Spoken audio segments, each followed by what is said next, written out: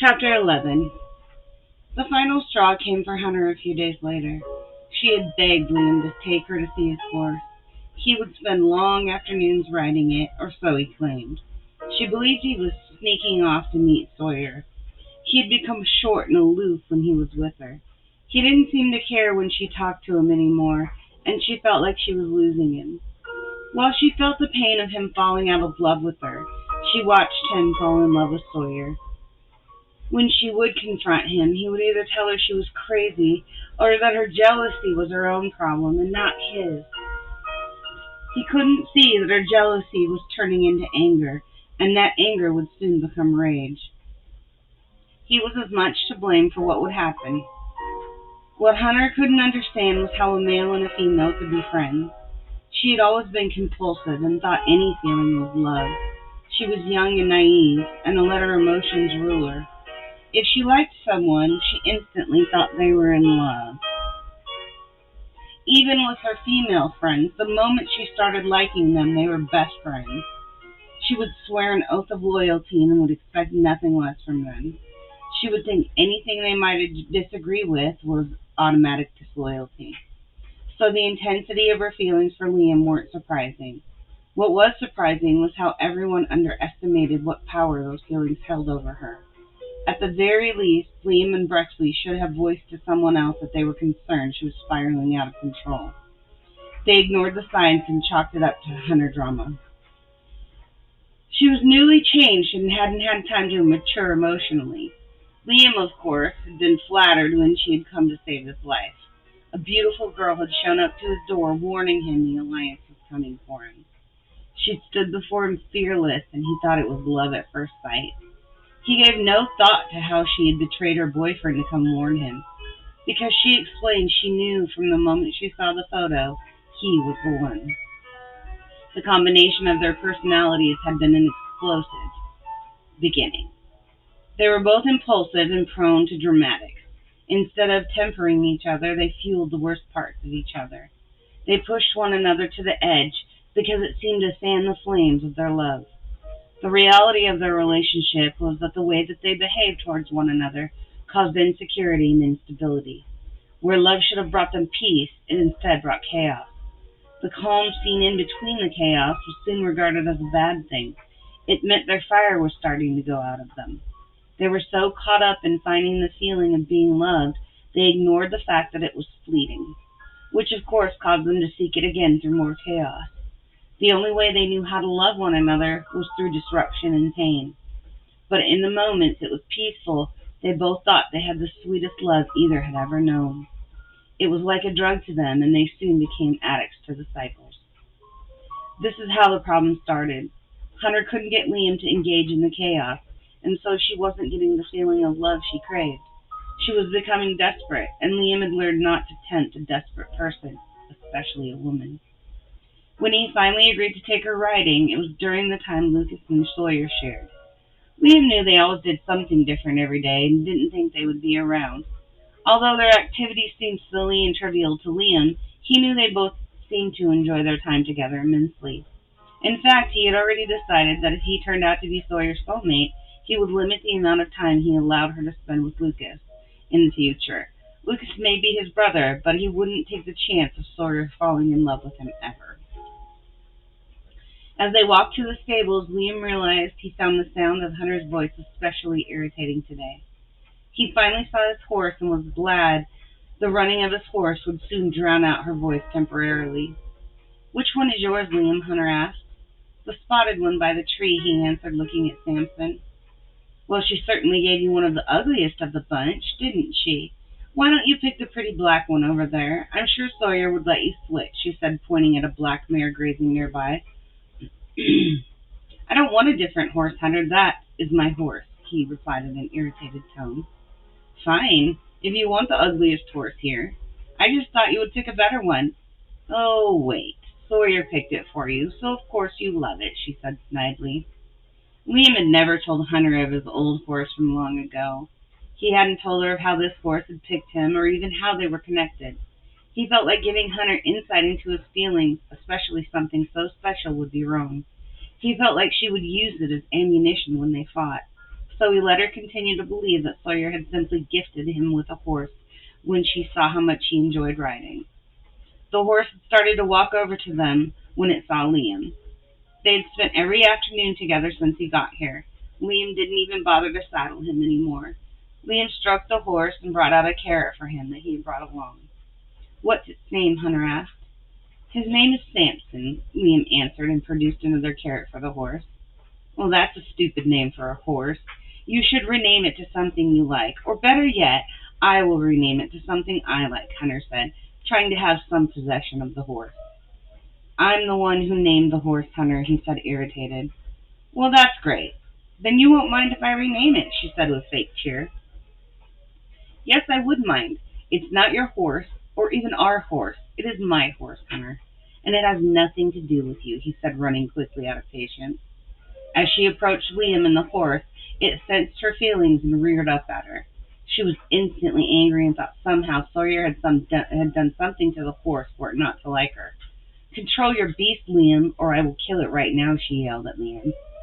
Just as the scene was starting, Lucas and Sawyer had come riding up. Seeing the horse in distress, Sawyer galloped to the scene. As soon as she came upon them, Liam and Hunter were screaming at each other, and the horse was frantically rearing up. She jumped off the horse she was riding and put a hand out to calm the other horse. When the horse settled, she turned to Liam and Hunter. "What is going on here?" she demanded. "Liam's horse was trying to attack me, that's what," Hunter answered angrily. "Your screaming was spooking him," Liam yelled at her. "Enough," Sawyer yelled at them both. Hunter and Liam both stopped short in shock. "I'm sure that both of you yelling spooked him. In the future, if you two are going to argue, do it far away from my horses and your own," Sawyer warned them. Lucas had caught up to them and was just figuring out what was going on. "Is everything all right?" he asked Sawyer. "Why don't you take the slut and go away so Liam and I can get finished talking? We don't need either of you in our business right now," Hunter yelled at Lucas. "Don't you ever talk to my brother or Sawyer like that again," Liam now yelled at her. "Oh, I'm sorry, Liam. Did I hurt your girlfriend's feelings?" she asked sarcastically. "You've gone too far this time, Hunter," Liam said. "So have you, Liam. Maybe it's time for you to pay for everything you have put me through here," she threatened. "Bring it on, baby. We'll see who pays," he answered her menacingly. Sawyer lost her temper then. "You two disgust me with your words. You claim to love one another, but your words are nothing but poison. I suggest the two of you work this out before returning to my house. I will not allow either of you to infect it by the venom you spit at one another," she said angrily. "I'm sorry, Sawyer. You shouldn't have had to see this," Liam apologized to her. It was in that moment that Hunter's anger turned into rage. Liam was apologizing to Sawyer and not to her.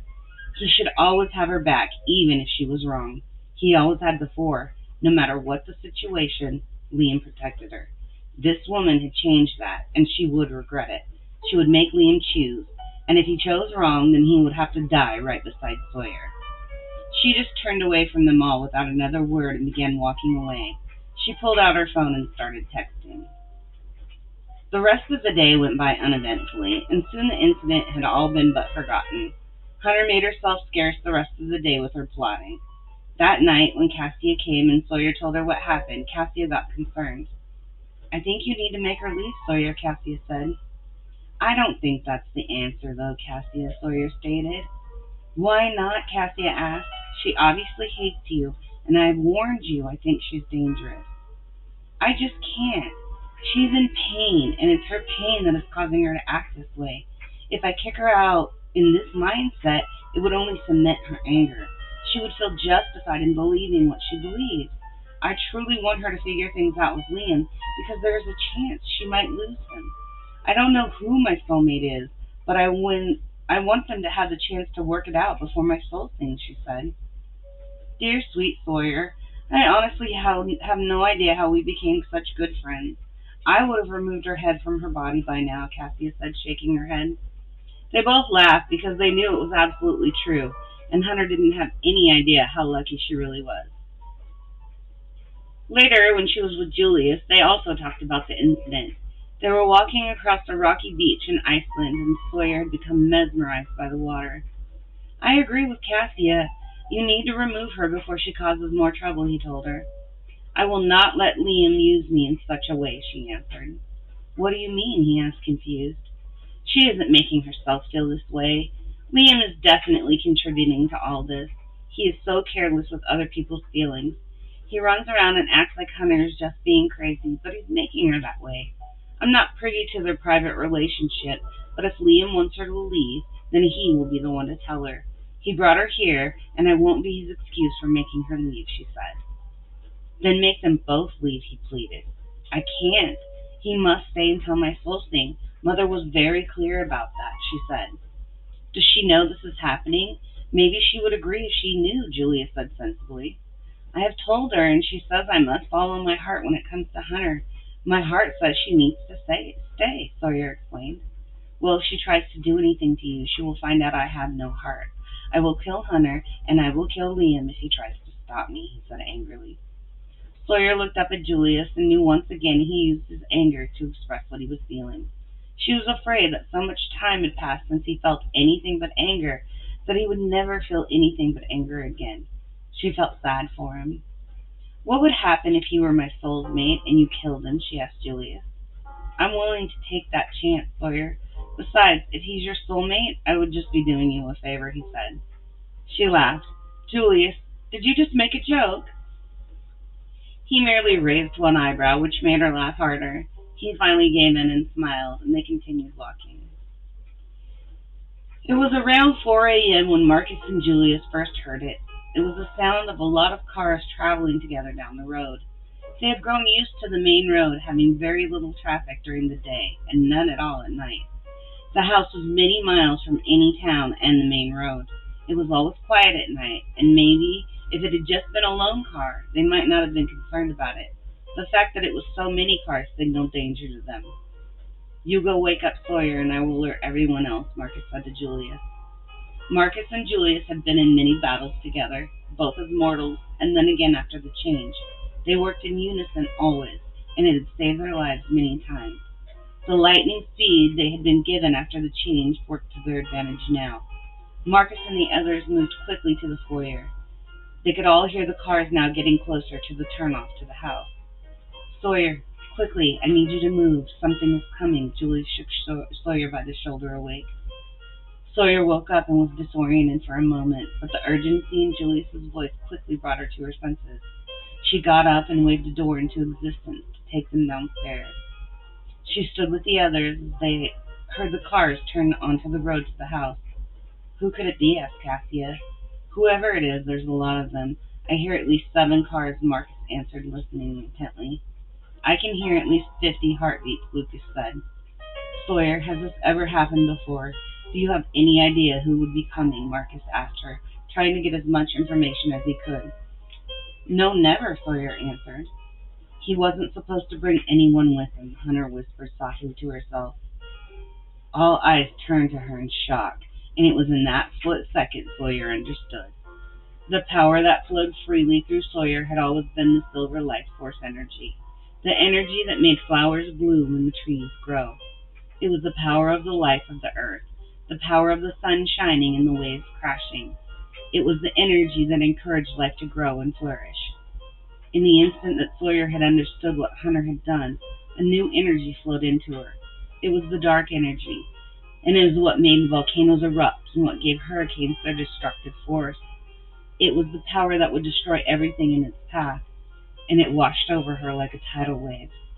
The dark energy was more powerful than the silver energy and harder to control. Inside the house, the wind started to blow, and static electricity began to fill the air. Sawyer's clothing began to change. Her soft white pajamas slowly morphed into an all-black clothing, starting at her feet and moving up her body. They watched as she was swept up in the change right before their eyes, and weren't sure what was more dangerous, the people coming or Sawyer. Gone was the sweet look of Sawyer they had all grown to recognize. She now stood with wind whipping around her and her face full of rage. She turned her gaze on Hunter and immediately was upon her. She grabbed the girl by the throat and had her against a wall. What have you done? She asked in a menacing tone. Marcus noticed the wind was now shaking the whole house. The wind seemed to be blowing because of Sawyer. I'm sorry, I didn't mean to, Hunter said frantically, trying to pull the hand from her throat. Liam shot across the room and tried to grab Sawyer's hand away from Hunter. He had barely reached her when Sawyer's other hand shot out and pushed him across the room into the banister. Speak quickly or die, Hunter said to Sawyer. Sawyer said to Hunter, I called my ex-boyfriend Gideon. He's with the Alliance, but he was supposed to come alone. I only wanted to scare you and Liam, she said desperately, trying to explain. Sawyer tossed her across the room now. She looked like all reason had left her, and they saw the headlights of the cars through the trees now. She walked past Hunter and Liam and said, I will not save either of you, so fight or die. She looked at the others and said, go to the library and secure the doors. Brexley started running, but the other four stayed. We would never leave you to fight alone, said Cassia. The wind was whipping faster now, and the electricity in the air crackled. The headlights came out of the tree line now and stopped short of the circular driveway. Marcus counted 8 black SUVs and watched as men poured from the vehicles dressed in black combat gear and wearing bulletproof vests. They all wore night vision goggles and had netgear designed to prevent them from being bitten. They all carried crossbows with wooden arrows. They immediately fanned out and were giving each other hand signals. There were 60 of them. Lucas had miscounted. Sawyer had no time to think because pure instinct had taken over. She waved her hands and the double doors to her home were thrown open. With a flash, she began attacking, and the others followed her into the fray. Cassia's foremost fighting was to jump behind them onto their shoulders and snap their necks. Marcus preferred a straight attack and would use their own arrows to kill them. Lucas liked to wrestle them down and then kill them. Julius was savage in his killing and liked to pull out their hearts. Liam had made his way out and seemed like toying with them before killing them. Sawyer was like a storm that raged around them. She moved quickly and killed everything in her path. She heard movement in her house and went in to find 10 of them had made it inside. They were halfway up the staircase when she found them. Julius had rushed inside and had stopped beside her when they turned. One of them shot an arrow at him, and Sawyer reached out and caught it an inch before his heart. The men stood very still when they saw her do that, and she looked at Julius for a long moment. He saw that she had become something different. She was still Sawyer, but the dark energy made her different. She was like a heartless killing machine. She was like him. She looked back at the men and waved her hand, and as she did, all their necks snapped at the same time, and they fell dead. Julius stood in awe of her power in that moment. Out of the corner of his eye, he saw one trying to run out the door. He had been hiding behind the open door and was staying low, trying not to be seen. As Julius went to reach for him, he tripped and fell flat on his back. Julius stood over him menacingly, and as he went to tear out his heart, Hunter came running over and threw herself across him. She looked up at Julius and held up her hand. Stop. Sawyer walked over and knelt down so she was eye to eye with Hunter. You wish us to have mercy on this one, she asked. Hunter was terrified when she looked at Sawyer. She had no idea that the Fae could have turned so dark and so terrifying so quickly. She found her voice. Yes, this is my fault, and Gideon shouldn't have to die because of my mistake. He was only trying to help me, she pleaded. Sawyer looked at her in disgust. Stupid girl. Did you not notice that he was here to kill you also? I can read his emotions, and even as you beg for his life to be spared, he's disgusted by you. He thinks you're a monster now. All of the others came to kill us, but he came just to kill you. Ask him yourself if you don't believe me, Sawyer said and stood up.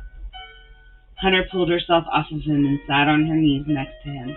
She looked shocked and confused. Are you here to kill me, Gideon? I'm here to save your soul, Hunter. You are infected, and I'm here to set you free, he answered her. I thought you came to help me, she said in disbelief. I did, Hunter. I didn't come here to kill you because you're already dead. I came here to save your soul and set you free, he said. She scrambled backwards, horrified. She had truly believed he would just come to scare Sawyer. She had no idea he felt this way about her. She knew he was dedicated to the Alliance, but she had assumed he would still care about her more than anything else. She thought he would still love her no matter what she had become. She stared up at Julius and said, "Go ahead." Sawyer put a hand out to stop him and said, "No, Hunter, this is your mess, and you will be the one to kill him." "I can't," Hunter begged. The wind and electricity kept getting worse, and it was rattling the house on its foundation now. Sawyer had lost all desire to control it and was letting it flow through her freely. "Do it now," Julius yelled at Hunter through the deafening wind. The others had fought against the wind to get back inside and watched as Hunter snapped the last man's neck, while Sawyer and Julius stood over her. They had defeated the men who had come to attack them, but no one knew how to stop the storm that was raging around them. The house was starting to tear apart. The front doors had ripped off their hinges, and the furniture was crashing and blowing everywhere. The giant curtains in the ballroom were ripped down, and suddenly Mother stepped through the room with Luna and Astrid. The Fae walked through the storm with ease, and Mother stopped a few feet in front of Sawyer. "Sawyer," she yelled through the storm at the girl. Sawyer looked up slowly at her and turned her head like she didn't recognize her. "Sawyer, can you hear my voice?" Mother yelled. "Yes," she answered, although she sounded detached from everything that was happening around her. "Tell me, child, can you make this stop?" Mother asked her. "I don't think so," Sawyer answered in a monotone voice. With that, Mother raised her cane up and held both hands on it and brought it down hard on the floor. There was a sound like a sonic boom, and a wave of energy rippled up through the floor. Instantly, the wind and static electricity stopped, and Sawyer collapsed onto the floor. When she came to, she was lying with her head on Luna's lap. Luna had knelt down to cradle her as soon as she had collapsed. Sawyer looked up to see everyone standing around her. She saw the concern in all their eyes, except Mother's. "What happened?" she asked Mother directly. "Your soul called the dark energy," Mother said. Sawyer sat up and shook her head confused. Why would it call dark energy? Mother offered her hand to help Sawyer stand up. "I believe because your soulmate was in real danger. It is one of your powers, although you shouldn't have been able to use it until your birthday. You don't have the ability to control it until you get your full powers. That's why you couldn't make it stop." Sawyer had stood up and asked her, "Will you teach me how to control it?" "Yes, but the first thing you must learn is you don't call it, like you can the life force energy. It comes when you or your soulmate are in true danger, and only then. It did not come to me at such a young age, but I will teach you how to use it when it comes. After your soul sing, it will be your soulmate who has the power to calm you when it comes," Mother answered. "Is it always that intense?" Sawyer asked. "Sweet girl, I stopped it before it could reach its full power. In its full intensity, you wield the power of destruction, the most powerful force on earth. It cannot be harnessed. Man has tried since the beginning of time. You will learn to direct it eventually when you give yourself over to it, and I will teach you how," Mother said gently. Luna grabbed her and hugged her fiercely. "I'm so glad you're okay. I have only known Mother to ever have that power." Sawyer hugged the only mother she had ever known and felt safe in her embrace. She didn't know how long she stood in Luna's arms, but she felt like she never wanted to let go. The dawn began to show itself to them through the opening where the doors used to be. Mother broke the silence. "Astrid and Luna will stay and help get the house back in order. The staff must be terrified, and you have a decision to make about this one's fate," Mother said, pointing at Hunter. Sawyer unwrapped herself from Luna's arms and went to embrace Mother. "Thank you." "You are most welcome. Come see me after you have made your decision, and we will discuss your choice."